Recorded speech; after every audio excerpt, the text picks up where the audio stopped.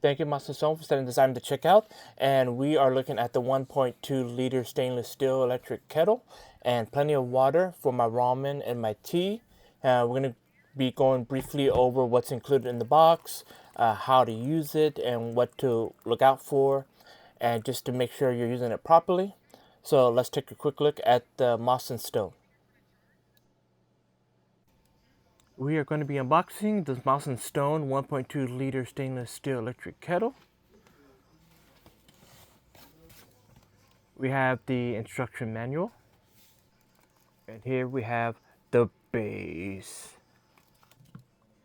And here we have the red stainless steel electric kettle with easy to read fill lines here labeled by Moss and Stone indicator light.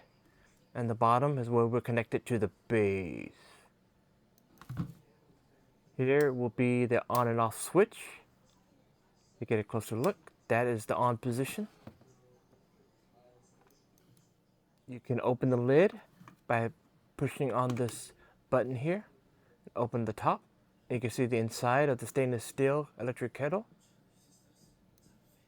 And here you can see it has this filter here that you can take off and clean.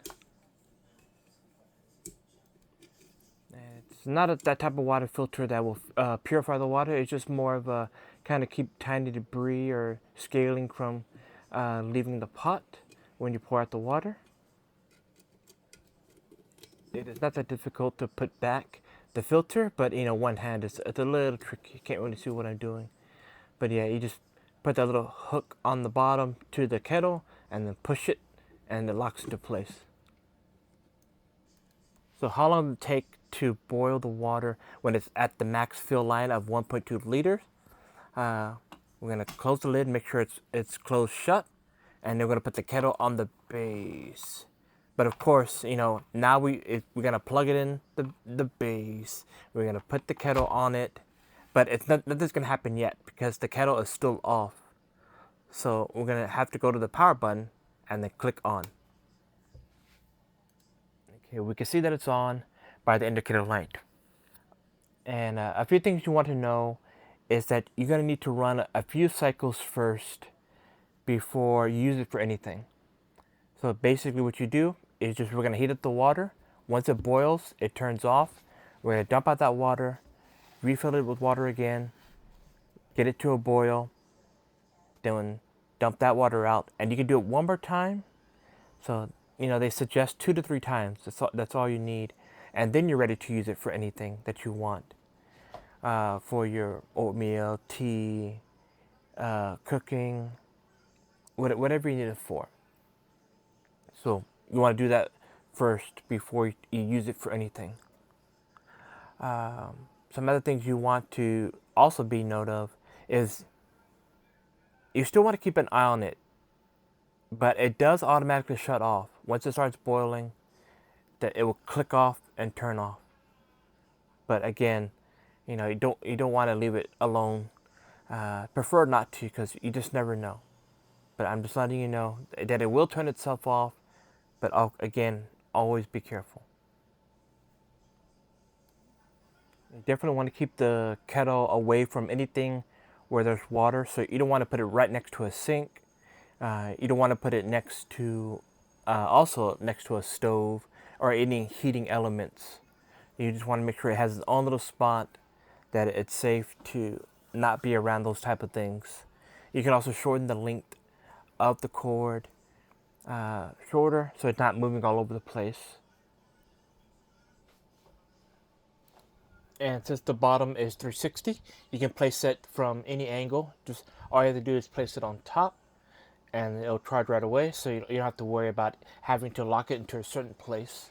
They just place it and you're ready to go.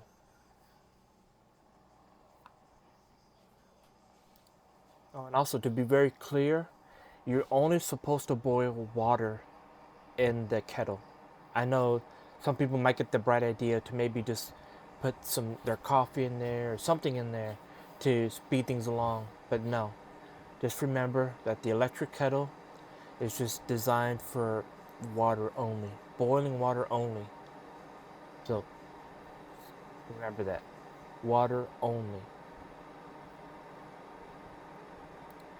And while the base is corded, of course, because it needs the power, the kettle itself is cordless. So once you're finished and ready to use it, all you have to do is pick it up and walk off with it, or whatever you need to do. You don't have to worry about any cord needing to be attached to the actual kettle itself.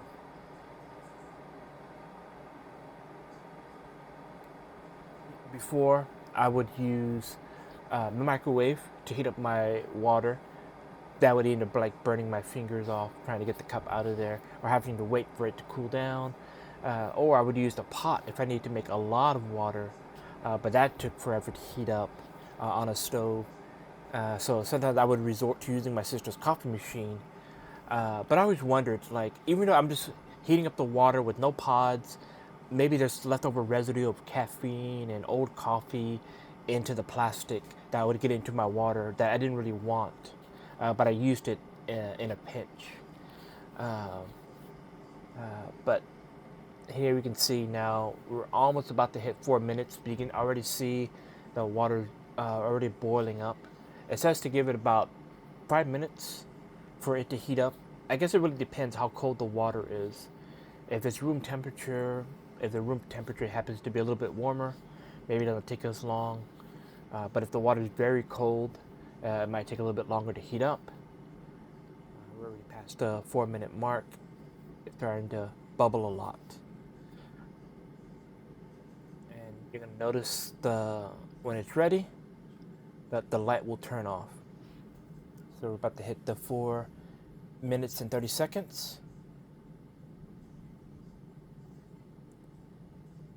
And 35. Now it's really boiling. See, it's going crazy. Going crazy in there. As you can see, it automatically shut itself off. The water is still boiling on the inside. And not only the light turns off, but the button itself also automatically shuts itself off into the off position. So this has been the Moss and Stone electric kettle.